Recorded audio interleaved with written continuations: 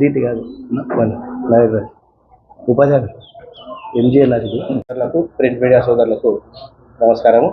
అదేవిధంగా ఈ కార్యక్రమానికి విచ్చేసిన గౌరవ తాండూరు శాసనసభ్యులు మనోహరన్న గారికి, సంతోష్ గారికి, చక్రవర్తి గారికి, మరి ఈ ప్రోగ్రాం రమేష్ అన్న గారికి, రాజశేఖర రెడ్డి గారికి నా యొక్క హృదయపూర్వక నమస్కారాలు. ముఖ్యంగా ఈరోజు ఈ కార్యక్రమం పెట్టడం ముఖ్య ఉద్దేశం ఏంటంటే, ఈ వారం రోజుల నుంచి నడుస్తున్న వాతావరణం ఏదైతే మొన్న స్పీకర్ గారు ఎమ్మెల్యేలను క్లీన్ చీట్ ఇచ్చిండ్రు, ఆ క్లీన్ చీట్ ఇచ్చిన దాని మీద కేటీఆర్ గారు ఇష్టానుసారంగా మాట్లాడడం అది పద్ధతి కాదు.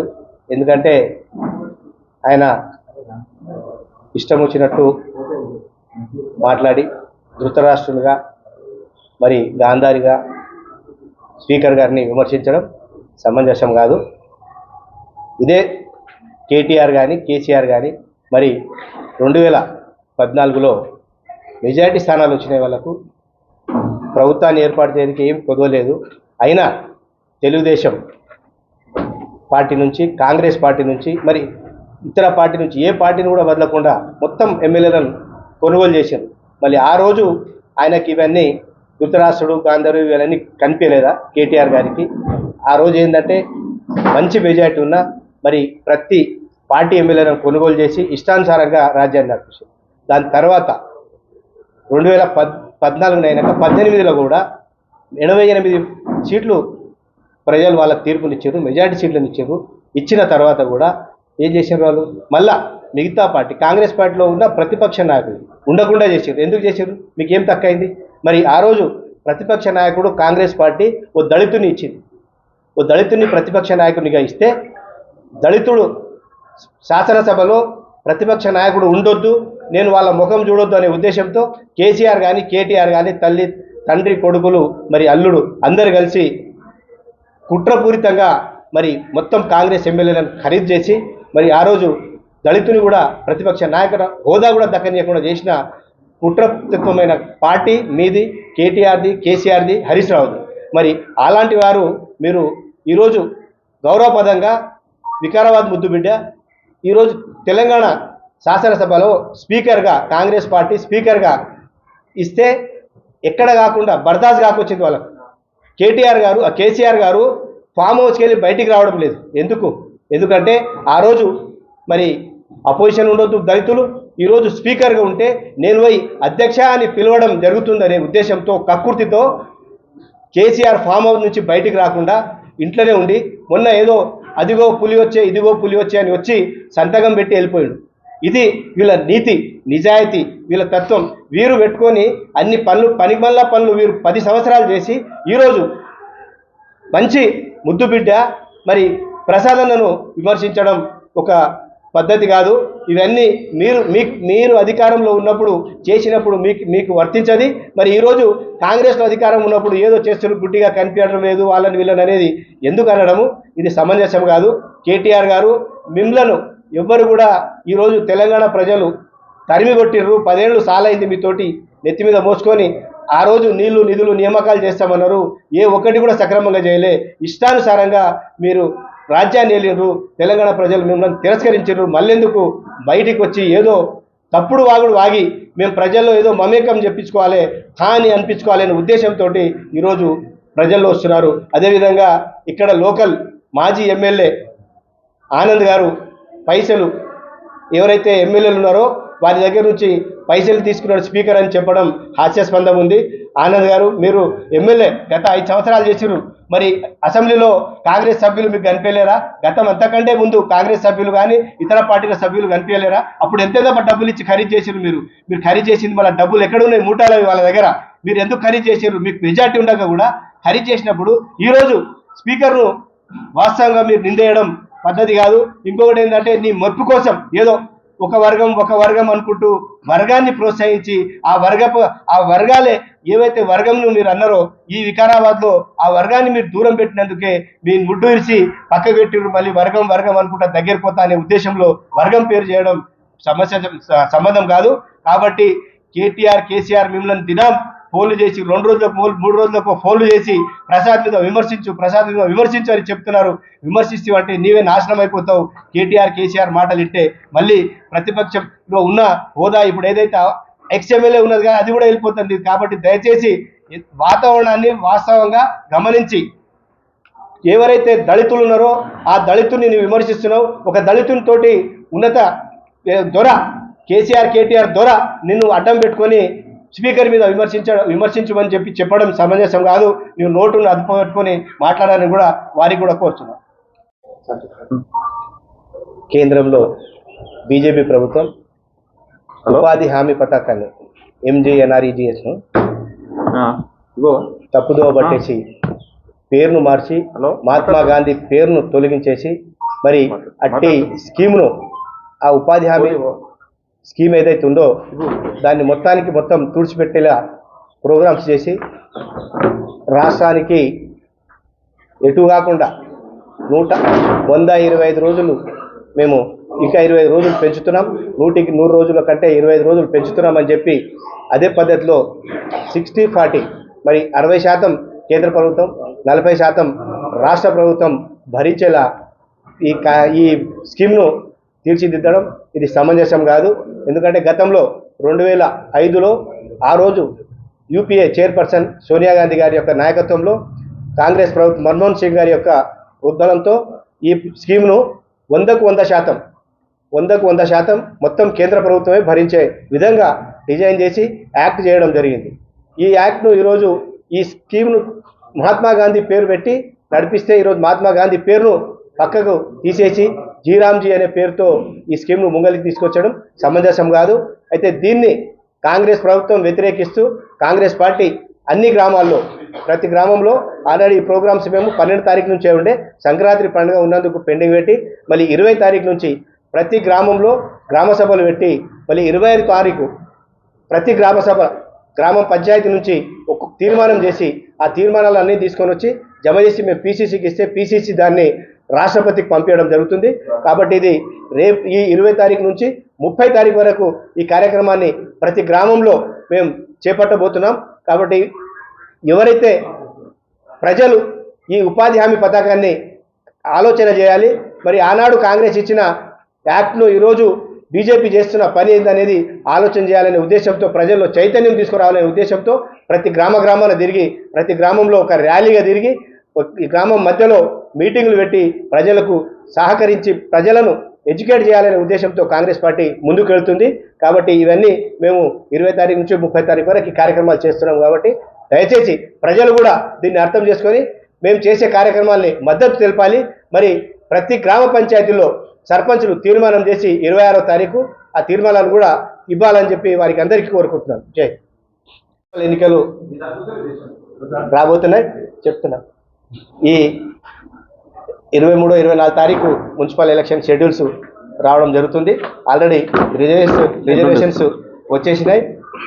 జిల్లాలో 4 మున్సిపాలిటీలు వికారాబాద్, తాండూరు, పరిగి, మరి కొడంగల్, మరి వికారాబాద్ ఎస్సీ లేడీస్ వచ్చింది, Tandur BC general, Kodangal general, మరి పరిగి బీసీ మహిళ కేటాయించడం జరిగింది. ఈ 4 మున్సిపాలిటీల్లో 100 కౌన్సిలర్ సీట్లు ఉన్నాయి. ఈడ 34, తాండూరులో 36, మరి పరిగి కొడంగల్లో కూడా 24, 14, 12 అనుకుంటా మొత్తం 100 సీట్లు ఉన్నాయి. ఈ 100లో మేము తప్పకుండా మెజార్టీతో గెలిచి కాంగ్రెస్ పార్టీ చైర్మన్లను కూర్చోబెట్టుకొని తప్పకుండా దీన్ని తీసుకొని పోయి మా ముఖ్యమంత్రి రేవంత్ రెడ్డి గారికి, మరి పిసిసి అధ్యక్షులు మహేష్ కుమార్ గారికి బహుమతిగా ఇవ్వడం జరుగుతుంది. అయితే మేమేంటంటే ఒక సిస్టమ్ పెట్టుకున్నాం.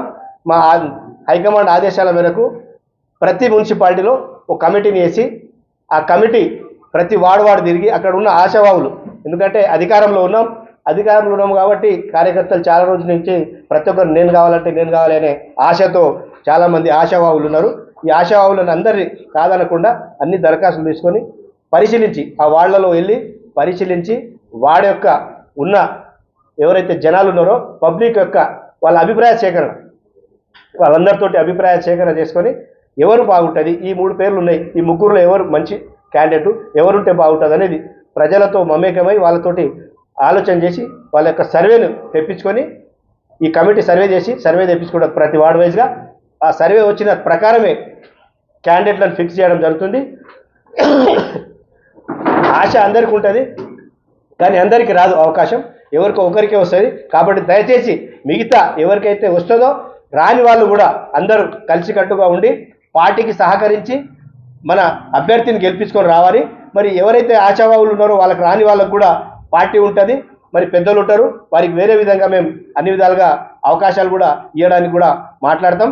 తప్పకుండా ఎవరు కూడా పోటీ నాకు రాలేదు, నేను ఇండిపెండెంట్ వేస్తా, లేకుంటే నేను ఇచ్చే అని చెప్పి పొడుచుకొని పార్టీని మాత్రం నష్టం చేయకుండా అందరు కలిసికట్టుగా పనిచేసి మన కౌన్సిలర్లను మెజార్టీ కౌన్సిలర్లను గెలిపించుకొని అధ్యక్ష పీఠాన్ని మనం కైవసం చేసుకోవాలని చెప్పి పార్టీ క్యాడర్ను కార్యకర్తలను కూడా నేను వారికి అందరికీ కూడా విన్నవించుకుంటాను. పత్రికా సోదరులకు, ప్రింట్ అండ్ ఎలక్ట్రానిక్ మీడియాకు అందరూ కూడా పేరున నమస్కారం తెలుపుకుంటూ, గత వారం 10 రోజుల నుంచి జరిగేటటువంటి సంఘటనలు ఒక వికారాబాద్ జిల్లా నుంచే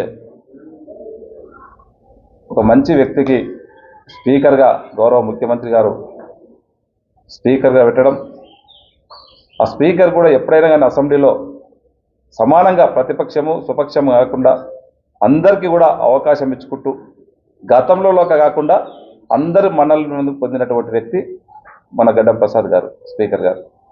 అలాంటి వ్యక్తినే మీరు నిందలేయడం అంటే సభ్య సమాజమే తలదించుకునే విధంగా ఒక గౌరవప్రదమైనటువంటి సీట్లో ఉన్నటువంటి వ్యక్తిని, విచక్షణ అధికారాలు ఉన్నటువంటి వ్యక్తిని ఆ విధంగా మాట్లాడడం ఒక్కసారి మీరు ఆలోచన చేసుకోవాల్సిన అవసరం ఉంది. ఎందుకంటే గతంలో మీరు చెప్పిండ్రు తెలంగాణ వస్తే స్పీకర్ దళితుని సీఎం చేస్తామని చెప్పిండ్రు. దళితుని సీఎం చేసినటువంటి పాప నవ్వలే. తెలంగాణ వచ్చినప్పుడే మళ్ళా దళితుడు సీఎం అయితే మేము ఆయన కింద పనిచేయవలసి వస్తుంది, దళితుడి కింద పనిచేయవలసి వస్తుంది, ఆ సీటు మాదే అని చెప్పి మీరే సీఎం అయిపోయారు. ఈరోజు మన ముఖ్యమంత్రి గారు కాంగ్రెస్ గవర్నమెంట్ వచ్చిన తర్వాత స్పీకర్ని దళిత స్పీకర్ని పెట్టి ఒక మంచి సాంప్రదాయాన్ని కొనసాగిస్తే దాన్ని మీరు లేనిపోయిన అపనిందలు ఇస్తూ ఉన్నారు. 2014లో ఎంతమంది కాంగ్రెస్ నుంచి గెలిచినటువంటి శాసనసభలో తీసుకొచ్చినప్పుడు మీకు ఇవన్నీ గుర్తుకు రాలేదా? 2018లో కాంగ్రెస్ నుంచి గెలిచినటువంటి శాసనసభ్యుల్ని అంగడిలో సరుకులు కొన్నట్లు కొన్నారు మీరు. ఆ రోజు వాళ్ళని కొని మీ పార్టీలో కలుపుకొని ఈరోజు గొప్ప గొప్ప మాటలు మాట్లాడుతున్నారు. ఇవన్నీ ఆ రోజు మీకు ఎక్కడ పోయినాయి మీకు అని చెప్పి ఒకసారి మీ ద్వారా వారికి తెలియజేస్తా ఉన్నాను. ఈరోజు సుప్రీంకోర్టు తీర్పును బట్టి వారిచ్చినటువంటి ఆదేశానుసారం ఒక్కొక్క ఎమ్మెల్యేని 2 రోజులు 3 రోజులు విచారించి జ్యుడిషియల్గా వాళ్ళకు ఉన్నటువంటి విచక్షణ అధికారాలతో వారిని అందరినీ కూడా ఒక్కొక్క ఎమ్మెల్యేతో మాట్లాడుకొని దాంట్లో ఒక పద్ధతి ఉంటుంది, సిస్టమ్ తెలిసినటువంటి వ్యక్తిని ఆ విధంగా మాట్లాడడం మంచిది కాదు. మీరు మీకు ఇంకా అహంకారం తగ్గుతలేదు. ప్రజలు మీకు బుద్ధి చెప్పారు, అసెంబ్లీలో బుద్ధి చెప్పారు, పార్లమెంట్లో 17కి 17 గుండు 0 ఇచ్చిండ్రు.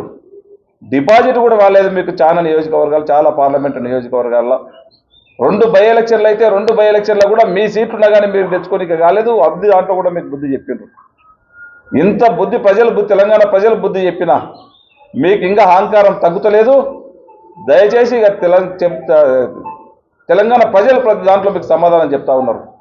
ప్రజలే కాకుండా మీ కుటుంబంకి వెళ్ళి వచ్చినటువంటి మీ చెల్లెలే కవిత గారే చెప్తా ఉన్నారు, 10 సంవత్సరాలు మీకు తెలంగాణకు అధికారం ఇస్తే ఏం బీకిరు, మీరు ఏం చేసారు తెలంగాణకు, ఇప్పుడు ఏం మాట్లాడుతున్నారు తెలంగాణలో చెప్తా ఉన్నారు. ఆ మాటలకు మీరు ముందు సమాధానం చెప్పండి. గౌరవ స్పీకర్ గారు వారికి విచక్షణ అధికారాలు ఉంటాయి, అది వారిని ప్రశ్నించడము మీ అసలు వారికి అర్హత లేదు. మీరు ఇప్పటికే అలాంటి వ్యక్తిని ఆ విధంగా అనడం తప్పకుండా మీరు పొరపాటు అయిందని చెప్పి తక్షణమే వారికి క్షమాపణ కూడా చెప్పవలసినటువంటి అవసరం బేసేర్తగా ఉంది ఖచ్చితంగా. ఎందుకంటే ఇప్పటికే ఒక తప్పు చేస్తూ ఉన్నారు. ఒక దళితుని స్పీకర్గా చేసినందుకు ఇప్పటికే ప్రతిపక్ష నాయకుడు, అంత అనుభవం ఉన్న నాయకుడు, 30 సంవత్సరాల నుంచి తెలంగాణకు విశిష్టంగా కొట్లాడి తీసుకొచ్చినటువంటి నాయకుడు అని చెప్తా ఉన్నారు. వాస్తవం మనం కూడా గౌరవిద్దాం. అతనికి వచ్చి అసెంబ్లీకి వచ్చి మంచి సూచనలు చేయాలని చెప్పినప్పుడు గౌరవ ముఖ్యమంత్రి గారు కూడా చెప్పడం జరిగింది. మీరు వచ్చి మంచి సూచనలు ఇవ్వండి, తెలంగాణ అభివృద్ధికి సహకరించండి చెప్తే ఒక్కరోజు కూడా మీకు అసెంబ్లీకి రావడానికి మీకు తీరిక దొరకలేదు. ఎందుకు? దళితుడు స్పీకర్ ఉన్నాడు. మీరు వచ్చినప్పుడు అధ్యక్ష అని చెప్పి ఒక దళితుని అనవలసి వస్తుందని చెప్పి దాని నుంచి ఈరోజు మీరు అసెంబ్లీకి కూడా రావడం లేదు. దళితులు అంటేనే మీకు ఎంత చిన్న చూపు మీకు తెలుస్తూ ఉన్నది. గతంలో రాజయ్య గారిని డిస్ప్యూట్ చేసినప్పుడే మీకు తెలుసు దళితులు అంటే మీరు ఏ విధంగా విచక్షణంగా ఏ విధంగా మీరు గొంతులు కోస్తారో తెలంగాణ ప్రజలకు తెలిసిపోయింది. ఇక నమ్మే పరిస్థితి లేదు. దయచేసి మీకు బుట్ట చదువుకొని మీరు ఎన్నుకోవాల్సిందే. ఇక ఎక్కడ కూడా మీకు తెలంగాణ ప్రజలు మిమ్మల్ని నమ్మరు. తెలంగాణ ప్రజలు అంటున్నారు, మేమనేది కాదు. మీ కుటుంబంలో ఉన్నటువంటి కవితమ్మనే ఈరోజు చెప్తా ఉన్నది. మీ కుటుంబం వాళ్ళే మీరు ఇక తెలంగాణకు మీరు చేసింది ఏం లేదు, మీరు ఇంట్లో కూర్చునేదే తెలంగాణకు నాశనం చేస్తున్నారని చెప్పి తనే చెప్తా ఉన్నది. కనుక మీకు తెలంగాణలో నూకలు చెల్లిపోయినాయి. తప్పక మీరు కాంగ్రెస్ పైన ఇలాంటి అపనిందలు వేస్తే ప్రజలు ఎవ్వరు కూడా నమ్మే పరిస్థితి లేదు.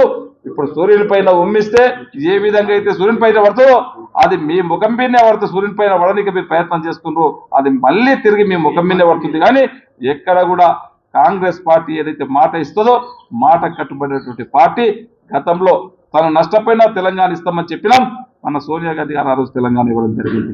ఈ రోజు ఆంధ్రలో మునిపోయినా సరే మాట ఇచ్చిన మాట కట్టుబడి ఉండని చెప్పి ఈ రోజు ఆంధ్రలో కూడా ఆంధ్రలో నష్టమైనా సరే తెలంగాణ ఇవ్వడం జరిగింది. అది సోనియా గాంధీ గారి మాట. ఏదైనా కానీ ఆ రోజు నువ్వు చెప్పినావు తెలంగాణ వచ్చిన తర్వాత కాళ్ళు మొక్కి వచ్చినావు, నేను కాంగ్రెస్ పార్టీలో మర్జీ చేస్తానని చెప్పి. అయినా కూడా వీటికొచ్చి మళ్ళీ నీ జెండా నీ పట్టినావు, నేను అన్నానని చెప్పి. అన్ని లేనిపోయిన అబద్ధాలే కానీ లేనిపోయిన కథలు మీకు వస్తాయేమో కానీ మనకు కాంగ్రెస్ పార్టీకి అలాంటి పని చేయదు. కాంగ్రెస్ పార్టీ అంటే మాకు ఇక్కడ నుంచి ఢిల్లీ వరకు ఒక పద్ధతి ఉంటుంది, ఒక సిస్టమ్ ఉంటుంది. మాకు ఏఐసిసి ఉంటుంది, పిసిసి ఉంటుంది. అసెంబ్లీ జరిపినా కొన్ని నియమ నిబంధనలతో పోతాము. ఇష్టం వచ్చినట్లు రాత్రిపూట ఏదన్నా ఆలోచన వస్తే ఉదయమే ఇంప్లిమెంట్ చేసే ఆలోచన ఉండదు.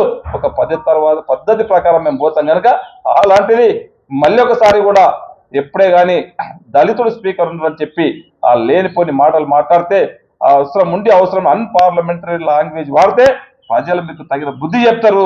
బేషరతుగా ఇప్పటికే మీకు అసెంబ్లీలో మొన్న చెప్పినాం, మీరు ఏమేమి చేసిండ్రో మీరు చేసినటువంటి బండాలం అంతా కూడా బయట పెట్టినాం. మీరు ఇరిగేషన్లో కూడా మొన్న ఇస్తామని చెప్పి మనం చెప్పినటువంటి దాంట్లో మీరు ఆ చర్చలో పాల్గొంటామంటేనే మనం అసెంబ్లీ పెట్టడం జరిగింది. చర్చలో పార్టిసిపేట్ అవుతామని చెప్పి మీద చేసినటువంటి తప్పులు బయట పడతాయో దానికి సమాధానం మనం చెప్పుకోలేము. మేము 10 సంవత్సరాలు తప్పులే చేసినాం, నీళ్ళ దోపిడీ చేసినాం, ఒట్టి ధనార్జకంగానే ఈరోజు తెలంగాణ దోచుకున్నాం అనేది దాంట్లోనే మీరు అసెంబ్లీని బైకాట్ చేసి పోవడం ప్రజలంతా కూడా గమనిస్తున్నారు. ఇంకా మీరు చెప్పవలసిన అవసరం కూడా ఎక్కువ లేదు. దయచేసి మరొకసారి స్పీకర్ పైన ఇది చేసినామంటే బాగుండదని చెప్పి కూడా పత్రిక ద్వారా మీకు అందరికీ కూడా వారికి తెలియజేస్తా ఉన్నాం. Thank you.